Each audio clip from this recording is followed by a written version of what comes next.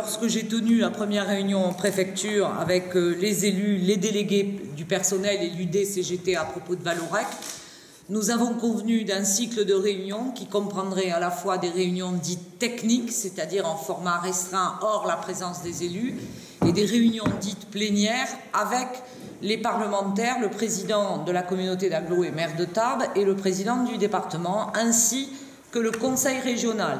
Donc ce matin, c'était une réunion dite plénière qui associait les représentants de salariés de Vallourec, la direction, l'UD-CGT à l'invitation des salariés de Vallourec, la direction de l'entreprise.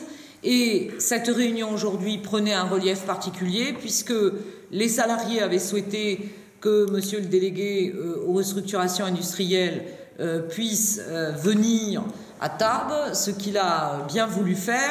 Et donc je vous ai dit il y a 48 heures ou 24 heures, 48 heures, je vous ai dit qu'il y avait du dialogue. Ce dialogue a continué aujourd'hui.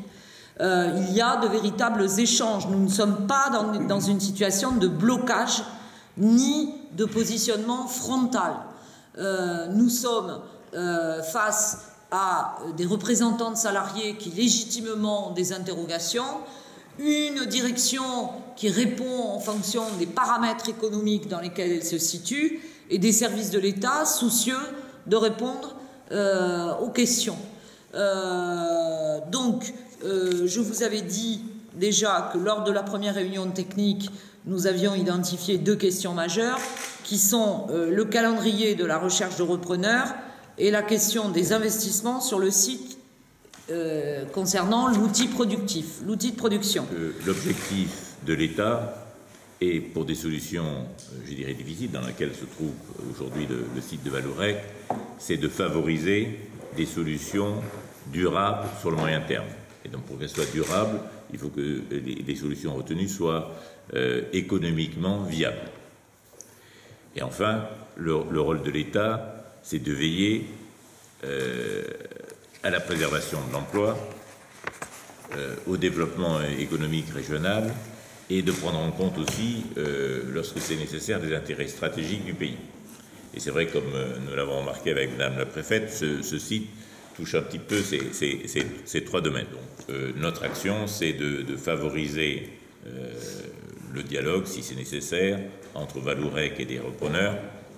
Et je dois dire que ce qui fut une bonne nouvelle, enfin, mais enregistrée ces derniers jours, mais qui a été présenté par la direction de Vallourec et par les services de l'État qui travaillent de manière étroite avec Vallourec, c'est qu'un certain nombre de repreneurs se sont manifestés. Donc on a aujourd'hui, je crois, 4 marques d'intérêt, et avec des gens qui sont considérés comme des industriels sérieux et qui auraient, je pense, la confiance d'un client important de ce site qui est Nexter.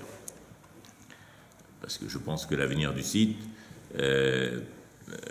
sera mieux assuré si, en dehors de cette activité dans le militaire, pour lequel nous essayons, et là aussi c'est le dialogue que je mène avec les dirigeants de Nexter et les dirigeants de Vallourec pour savoir si on peut bien sûr développer cette activité, mais il serait souhaitable que d'autres activités complémentent le site. C'est pour ça que il y aura forcément une, je dirais, réorientation d'une partie de l'activité du site.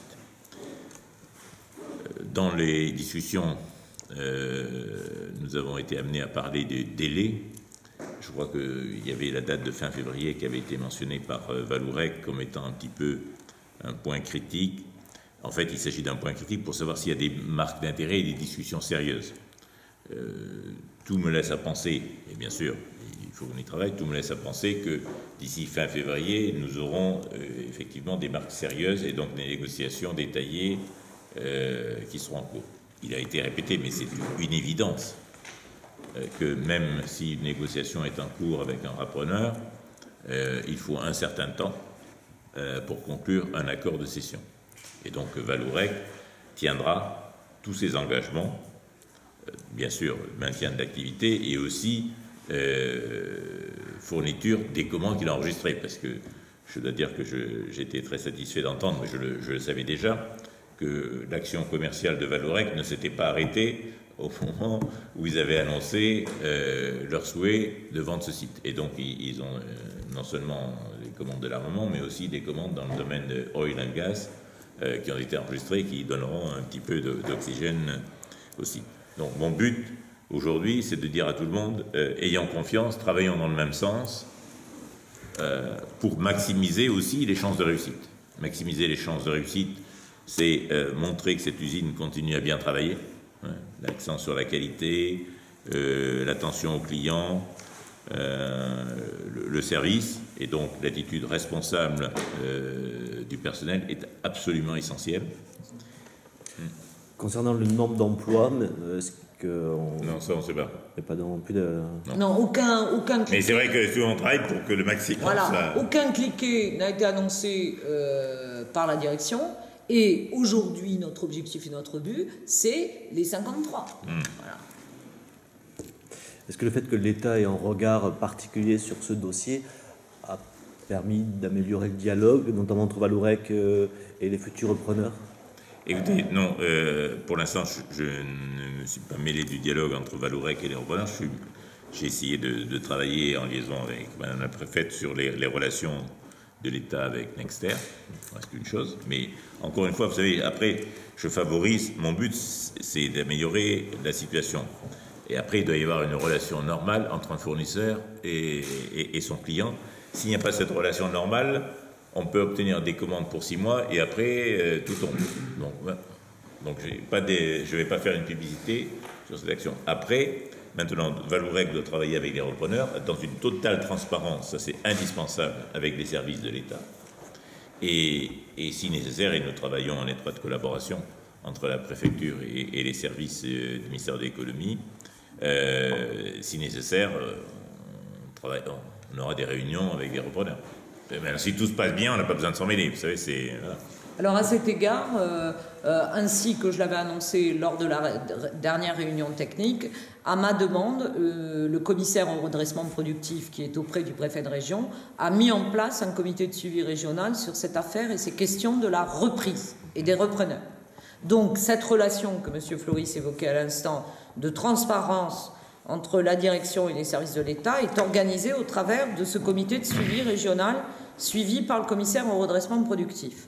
Sous l'œil attentif aussi, je le répète, du fonctionnaire qui représentait le ministère des Armées à La Réunion, qui vient d'avoir lieu, et qui est rattaché lui aussi au préfet de région.